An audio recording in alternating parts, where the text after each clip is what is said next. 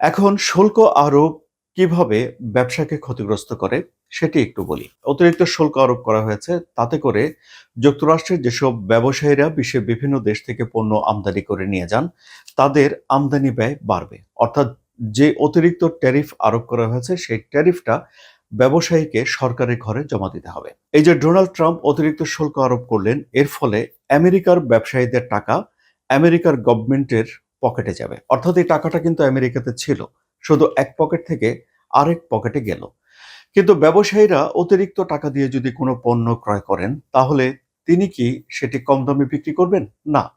তাহলে ডেফিনিটলি তিনি পণ্যের দাম বাড়িয়ে দিবেন। অর্থাৎ যে পণ্য এখন যে টাকায় আমেরিকাতে পাওয়া যেত, অতিরিক্ত ট্যারিফ আরোপ করার পর সে পণ্যের দাম বেড়ে যাবে এবং আল্টিমেটলি এই ট্যারিফটা সাধারণ যারা ভোক্তা রয়েছে তাদের পকেট থেকে বের হয়ে আসবে। ফলে ভোক্তারা যে কাজটি করবেন সেটি হলো যে তিনি যদি কমফোর্ট ফিল করেন তাহলে অতিরিক্ত টাকা দিয়ে একই দেশের কাছ থেকে আমদানি করা পণ্যটি ক্রয় করবেন।